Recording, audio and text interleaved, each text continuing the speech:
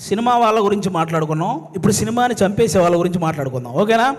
బేసిక్గా సినిమా ఇండస్ట్రీలో ఉన్న పెద్ద పెద్ద వాళ్ళందరికీ ఒకే ఒక్క ఇదండి, ఎవరైతే సినిమా ఇండస్ట్రీలో రైటర్స్ ఉంటారో వాళ్ళని మాత్రం ఇంకొంచెం కేరింగ్గా ఇంకొంచెం వాల్యూ ఇవ్వాలని వాళ్ళకి నేను మనస్ఫూర్తిగా కోరుకుంటున్నాను. ఎందుకంటే రైటర్ అంటే వాడు ఇచ్చింది తీసుకుంటూ చెప్పింది రాసుకుంటూ వెళ్ళిపోతాడనే ఒక చిన్న ఆలోచన నుంచి రైటర్ అనేవాడు ఒక్కసారి నాకు ఎందుకులే అనుకుంటే ఇండస్ట్రీలో ఎవ్వరికీ పని ఉండదు అనే ఒక పెద్ద ఆలోచన చేయాలని నేను మనస్ఫూర్తిగా కోరుకుంటున్నాను. ఎందుకంటే సినిమా ఇండస్ట్రీకి రైటర్ అనేవాడే ఒక హార్ట్ లాంటి వాడు. గుండె కొట్టుకోకపోతే ప్రాణం పోద్ది, అలాగే రైటర్ అనేవాడు పెన్ను పట్టుకోకపోతే ఖచ్చితంగా సినిమా పోద్ది. అందుకే రైటర్లందరినీ ఒక్కసారి సినిమా ఇండస్ట్రీలో ఉన్న రైటర్లందరినీ గ్యాదర్ చేసి వాళ్ళ కష్టసుఖాలు తెలుసుకొని వాళ్ళకు ఒక నూతన ఉత్సాహాన్ని ఇస్తే ఆటోమేటిక్గా మంచి సినిమాలు వస్తూ ఉంటాయి. ఎందుకంటే 1000 కోట్లకు సంబంధించిన వారణాసి లాంటి ప్రాజెక్ట్ రాయగలిగిన రైటర్లు కూడా మన దగ్గర ఉన్నారు. కానీ కనీసం వాళ్ళ అమ్మకి 1000 రూపాయల మందులు కొనుక్కునే స్థితి కూడా లేక వాళ్ళ టాలెంట్ అలాగే వెనకపడిపోతూ ఉంది. అలా రైటర్స్ అందరినీ ఒక్కసారి గ్యాదర్ చేసి వాళ్ళకు ఒక నూతన ఉత్సాహం ఇవ్వాలని సినిమా ఇండస్ట్రీ పెద్దవాళ్ళందరికీ నేను ఒకసారి మనస్ఫూర్తిగా కోరుకుంటున్నాను. అలాగే మీరందరూ గమనిస్తే ఆల్మోస్ట్ సంవత్సరానికి 150-200 సినిమాలు రిలీజ్ అయితే పట్టుమని 10 సినిమాలు కూడా ఆడట్లేదు సినిమా ఇండస్ట్రీలో.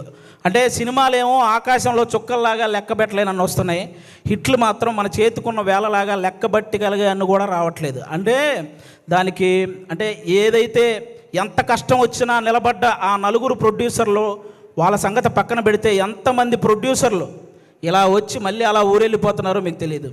అంటే కొన్ని 100 కోట్ల నష్టం అవి భరించలేక మళ్ళీ తెచ్చుకున్న పరువును కాపాడు కోసం ఆ ఇస్త్రీ చొక్కాలు వేసుకొని ఈఎంఐలు కడుతూ ఉన్న ప్రొడ్యూసర్లు ఇంకా చాలామంది ఉన్నారు. అంటే దేనికంటే ఇదంతా ప్రతి ఒక్కడు ఏదో ఒక సలహా ఇచ్చేయడమే. మలయాళంలో మంజుమాల బాయ్స్ అని ఒక సినిమా చూసి అలాంటి సినిమా మన వాళ్ళు ఎందుకంటే తీరండి అని. పోనీ అలాంటి సినిమా మన వాళ్ళు తీస్తే అందులో ఐటమ్ సాంగ్ పెట్టలేదని ఏడుస్తారు. పోనీ ఏదో ఫ్రెష్ కంటెంట్ ఉండాలి కదండి, ఫ్రెష్ కంటెంట్ కావాలి కదండి.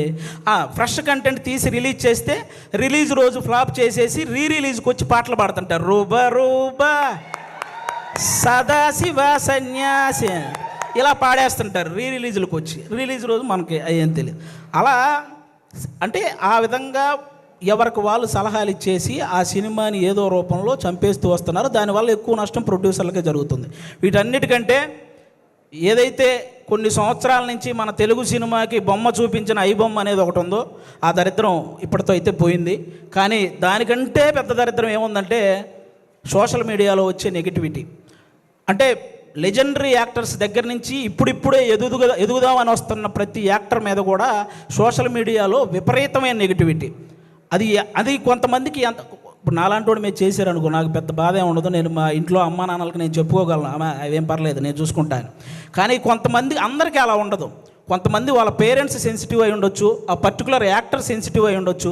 అలా ట్రోల్ చేయడం వల్ల వాళ్ళు మనస్తాపానికి గురైపోయి ఖచ్చితంగా వాళ్ళు చేసే ప్రాజెక్టుల విషయంలో కానీ వాళ్ళు చేసే పనుల విషయంలో కానీ వెనకపడుతూ ఉంటారు.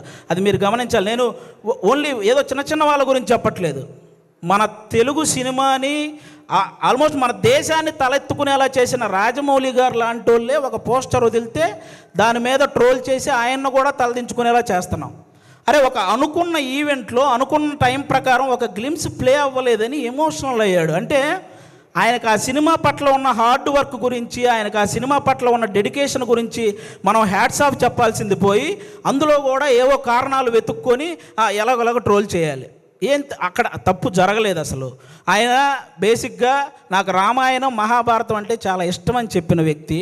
అలాంటి వ్యక్తి ఎవరైనా రాముడి గురించి నాకు తీసే అవకాశం వచ్చిందని చెప్పిన వ్యక్తి. ఆయన ఆ రోజు హనుమంతుడి మీద అలిగాడే కానీ అవమానించలేదు. ఇది ఒక్కటి అందరూ గుర్తుపెట్టుకోవాలని నేను మనస్ఫూర్తిగా కోరుకుంటాను. ఒకరు కాదు, సినిమా కోసం ఎన్టీఆర్ గారు సన్నబడితే ఆయన మీద ట్రోలింగ్, మన బాలకృష్ణ గారు మాట్లాడితే ట్రోలింగ్, అల్లు అర్జున్ గారు నవ్వితే ట్రోలింగ్, సాయి ధర్మతేజ్ గారు యాక్సిడెంట్ అయ్యి ఆయనకు మాట్లాడడానికి ఇబ్బందిగా ఉంటే దాని మీద కూడా ట్రోలింగ్. అరే మనం బయట దేశాలకు వెళ్తే జస్ట్ మనం బాహుబలి అంటే కానీ మీరు ఇండియనా అనే పరిస్థితి ఉండదు. అలాంటి ప్రభాస్ గారు లుక్స్ మీద ట్రోలింగ్, రామ్ చరణ్ గారు చికిరి చికిరి అనే సాంగ్ పక్క దేశాల వాళ్ళు కూడా రీల్ చేస్తున్నారు. అలాంటి ఆ స్టెప్పుల మీద ఇక్కడ ట్రోలింగ్. ఒకరు కాదు, విజయ్ దేవరకొండ గారి మీద మన ఇండస్ట్రీ వాళ్ళే ట్రోలింగ్. అంటే ఒక వ్యక్తి ఇంకా అంతకు మించి ట్రోలింగ్ అంత మానసికంగా ఒక వ్యక్తిని కుంగవేయాల్సిన పనే ఉంది. ఇప్పుడు బాహుబలి, RRR, పుష్ప ఎలాగో ఒక వర్గానికి అర్జున్ రెడ్డి లాంటి సినిమా కూడా అలాగే.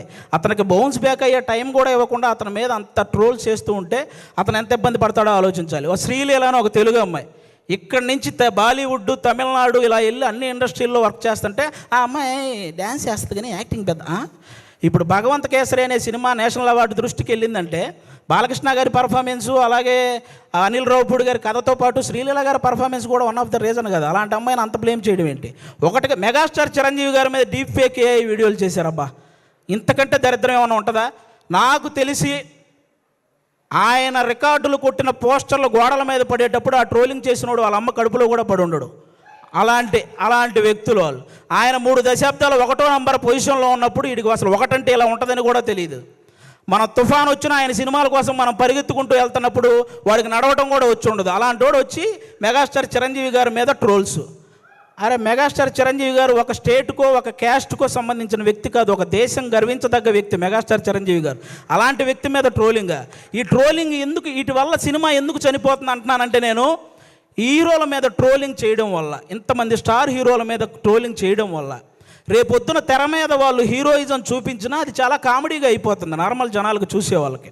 అందుకే ఆ హీరోయిజం ఫెయిల్ అవుతుంది కాబట్టి సినిమాలు ఫెయిల్ అవుతున్నాయి.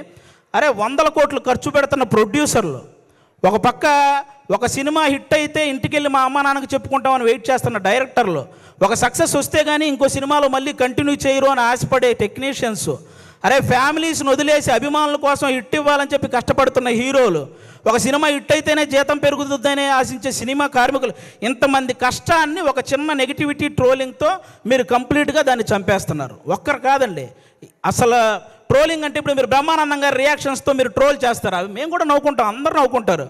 కానీ ట్రోలింగ్ అనేది నవ్వుకునేలా ఉండాలి కానీ నవ్వుల పాలు చేసేలా ఉండకూడదని ఒకసారి ఆ చేసే వాళ్ళకి నేను మనస్ఫూర్తిగా కోరుకుంటున్నాను.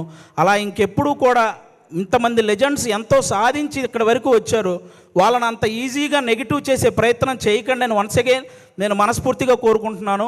అలాగే ఇప్పుడు వాళ్ళకి చెప్పేశాను కాబట్టి చాలు. అలాగే కొంతమంది ఇంకా రివ్యూవర్స్ ఉన్నారు, వాళ్ళకు కూడా కొంచెం చూసుకొని చెయ్యాలని వాళ్ళకి మనస్ఫూర్తిగా కోరుకుంటున్నాను. చాలామంది మంచి రివ్యూవర్స్ ఉన్నారు, సినిమా గురించి చాలా బాగా చెప్తారు, సినిమా గురించి బాగా చెప్పి ఈ సినిమా నచ్చితే మంచి హైప్ ఇస్తారు, నచ్చకపోతే ఇందులో ఈ నచ్చిన విషయాల కోసం మీరు వెళ్ళొచ్చు అని చెప్తారు.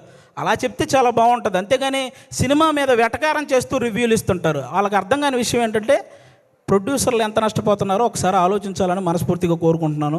కానీ తెలుగు సినిమా అనగానే ఎక్కడ ఏ ఈవెంట్ జరిగినా ఇలా వచ్చేసే ముందు తెలుగు ఆడియన్స్ అందరికీ కూడా థ్యాంక్ యూ సో మచ్ అండి ఫస్ట్.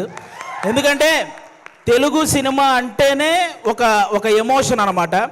రీసెంట్గా మీరు చూసే ఉంటారు, వారణాసి మూవీ నుంచి ఆ చిన్న మహేష్ బాబు గారి గ్లిమ్స్ రాగానే మైండ్ పోయింది, అసలు అది మైండ్లో నుంచే పోవట్లేదు. అంటే ఈ దెబ్బతో అవతారు కూడా జై బాబు అనాల్సిందే, అలా ఉందన్నమాట అది ఆల్మోస్ట్. అంటే తెలుగు సినిమా అనగానే గౌరవంగా నమస్కారం పెట్టేలా చేసింది నందమూరి తారక రామారావు గారు, అక్కినేని నాగేశ్వరరావు గారు అయితే, తెలుగు సినిమా అనగానే గర్వంగా శాల్యూట్ కొట్టేలా చేసింది మెగాస్టార్ చిరంజీవి గారు అయితే, తెలుగు సినిమా అనగానే ప్రపంచంలో మనం ఏ మూలకు వెళ్ళినా నేను తెలుగునిరా అని ధైర్యంగా చెప్పుకునేలా చేసింది మాత్రం SS రాజమౌళి గారండి. ఆయనకి నాన్ స్టాప్గా సక్సెస్లు రావాలని మనస్ఫూర్తిగా కోరుకుంటున్నాను. ఇప్పుడు ఆ వారణాసి గురించి ఎందుకు మాట్లాడాల్సి వచ్చిందంటే, ఆ రోజు జరిగిన ఆ గ్లోబల్ ఈవెంట్ అంత సక్సెస్ అవ్వడానికి one of the main reason మన సుమగారికి నిజంగా అసలు మామూలు విషయం కాదు. అంటే అంత పెద్ద ఈవెంట్లో చిన్న అంతరాయం కలిగినా కూడా ఆవిడ మేనేజ్ చేసిన విధానం మాత్రం వేరే లెవెలు.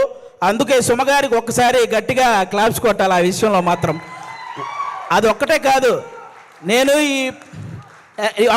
కాదు, ఈ ప్రేమ అంటే సినిమా కంటే ముందు మీకు అసలు సుమ అంటే ఏంటో చెప్తాను మీకు. అసలు జనరల్గా మీరు Sukumar universe, Lokesh Kanagaraj universe, Sujeeth universe ఇవన్నీ చూసుంటారు కదా. కానీ సుమ యూనివర్స్ అనేది వీటన్నిటికంటే పెద్దది. ఎందుకంటే ఒక డైరెక్టర్ తన ముందు సినిమాకి తర్వాత వచ్చే సినిమాకి మధ్య ఒక లింక్ ఉంటే దాన్ని యూనివర్స్ అంటారు కదా. కానీ ఏ ఇండస్ట్రీకి సంబంధించిన ఏ డైరెక్టర్ సినిమా తీసినా ఆ సినిమాకి సుమ గారి యాంకరింగ్కి మధ్య ఒక లింక్ ఉంటుంది, దాన్నే సుమ యూనివర్స్ అంటారు. అందుకే ఆ యూనివర్సే అన్నిటికంటే పెద్దదనమాట. అసలు సుమ అనే పేరులోనే ఉంది. ఎస్ అంటే సక్సెస్ఫుల్గా, యూ అంటే అల్టిమేట్గా, ఎం అంటే మీనింగ్ఫుల్గా, ఏ అంటే యాంకరింగ్ చేసేదే మన సుమ గారు. మామూలు విషయం కాదు. అంటే జనరల్గా ఒక తెలుగువాడిగా పుట్టి ఎక్కడో కేరళలో ఉన్న వాళ్ళ చేత మనవాడరా అనిపించుకున్న అల్లు అర్జున్ గారు ఎంత గ్రేటో, ఒక కేరళ అమ్మాయిగా పుట్టి తెలుగు వాళ్ళందరి చేత మన అమ్మాయిరా అనిపించుకున్న సుమగారు కూడా అంతే గ్రేట్ అబ్బా. అంటే తను ఒక కూతురుగా వాళ్ళ అమ్మను బాగా చూసుకుంటూ, ఒక భార్యగా తన భర్తను బాగా చూసుకుంటూ, అలాగే ఒక తల్లిగా తన కొడుకు కూతుర్ని బాగా చూసుకుంటూ, ఒక యాంకర్గా ఇంతమందిని ఎంటర్టైన్ చేస్తూ బాగా చూసుకుంటుందంటే అది మామూలు విషయం కాదు. అందుకే ఆవిడకి నేను అంత పెద్ద ఫ్యాన్ అనమాట. నేను సుమగారికి, నేను సినిమాల్లో మీ అందరికీ తెలిసి పవన్ కళ్యాణ్ గారి ఫ్యాన్ అని, కానీ టీవీలో నాకు బాగా ఇష్టమైన యాంకర్ సుమగారు. నేను ఆవిడకి ఫ్యాన్, నేను అందుకు ఫ్యాన్ అనమాట. బేసిక్గా హీరోల్లో ఫ్యామిలీ హీరోలు ఉంటారు, మామూలు హీరోలు ఉంటారు. అలాగే యాంకర్లో కూడా మామూలు యాంకర్లు, ఫ్యామిలీ యాంకర్లు ఉంటారు. ఫ్యామిలీ హీరో విక్టరీ వెంకటేష్ గారు అయితే ఫ్యామిలీ యాంకర్ మన సుమగారు. అంటే తెలుగు సినిమా ఇండస్ట్రీకి అమ్మాయిలు రావాలంటే ఎక్స్పోజింగ్ చేయాలి, లేకపోతే కమిట్మెంట్ ఇవ్వాలి, ఇలాంటి తప్పుడు ప్రచారాలు చేస్తూ చాలామంది చెప్తుంటారు. కానీ టాలెంట్ ఉంటే అవేం చెయ్యక్కర్లేదు అని నిరూపించినటువంటి మహిళ మన సుమగారు. అంటే మెగాస్టార్ చిరంజీవి గారిని చూసి ఎంతమంది అబ్బాయిలు అయితే ఇన్స్పిరేషన్గా తీసుకొని ఇండస్ట్రీకి వచ్చారో, అలా సుమగారిని ఇన్స్పిరేషన్గా తీసుకొని ఇండస్ట్రీకి వచ్చిన అమ్మాయిలు చాలామంది ఉన్నారు. ఆ విధంగా కూడా ఆమెకి హ్యాట్స్ ఆఫ్ చెప్పుకోవాలి. ఒక ఈవెంట్ అంటే ఆల్మోస్ట్ 4 గంటలు నిలబడి ఆవిడ ఒక్కటే ఎంటర్టైన్ చేస్తూ ఉంటుంది. అలాగే ఒక టీవీ షో చేయాలంటే ఆల్మోస్ట్ 14 గంటలు నిలబడాలి. అంటే ఈవెన్ లేడీస్ ప్రాబ్లమ్స్ ఉన్నా కూడా ఆ పెయిన్ ఫేస్ మీద తెలియకుండా ఇంతమందిని ఎంటర్టైన్ చేస్తూ వస్తుంది. అంటే తను నిలబడి ఒక షోని నిలబెట్టగలిగే ఏకైక యాంకర్ మన సుమగారు. ఆల్మోస్ట్ ఇప్పుడు కాదు, 91లో వచ్చారండి. 91 నుంచి, అంటే 34 సంవత్సరాల నుంచి నాన్ స్టాప్గా మనందరినీ ఎంటర్టైన్ చేస్తూ తన ప్రమోషన్స్తో ఎన్నో సినిమాలను సక్సెస్ చేసిన సుమగారికి కూర్చొని కాదు, ఒక్కసారి అందరూ స్టాండింగ్ ఓవేషన్ ఇచ్చి క్లాప్స్ కొట్టాలని మనస్ఫూర్తిగా కోరుకుంటున్నాను. సీరియస్లీ అసలు అంటే నాకు ఇష్టమైన హీరోలకి, కమెడియన్లకి, డైరెక్టర్లకి, వీళ్ళందరికీ చాలామందికి పద్మశ్రీ అలాగే పద్మభూషణ్ ఇలాంటి అవార్డులు మీరు రావటం చూశారు. అవన్నీ మనకు కూడా చాలా హ్యాపీనెస్ని ఇచ్చాయన్నమాట. తన ప్రొఫెషన్లో ఇంతమందిని ఎంటర్టైన్ చేస్తూ ఇంతమంది చేత ఒక గౌరవం దక్కించుకున్నటువంటి సుమగారికి కూడా అలాంటి అరుదైన గౌరవం దక్కాలని నేను మనస్ఫూర్తిగా కోరుకుంటున్నాను.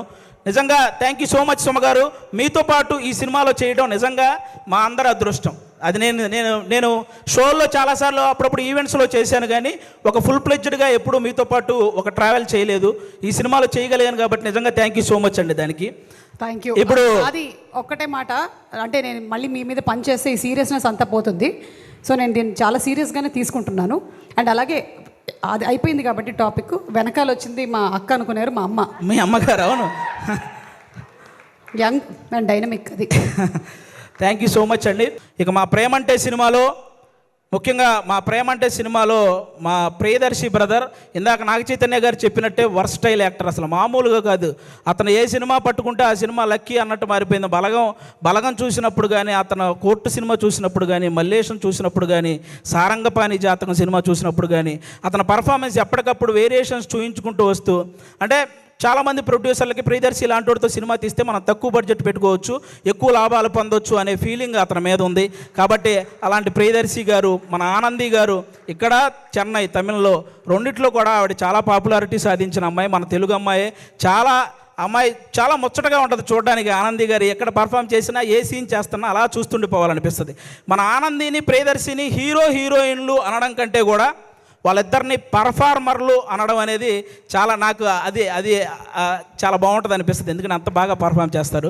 వాళ్ళిద్దరికీ కూడా థ్యాంక్ యూ సో మచ్. మా నవనీత్ బ్రదర్, డెబ్యూ డైరెక్టర్, మీరందరూ ఆ నవనీత్ బ్రదర్ని ఎంకరేజ్ చేయాలి. ఒక డెబ్యూ డైరెక్టర్కి ఎన్నో కళలు ఉంటాయి, ఆ కళల్ని మీరు సాకారం చేయాలని ప్రేక్షకులందరినీ మనస్ఫూర్తిగా కోరుకుంటున్నాను.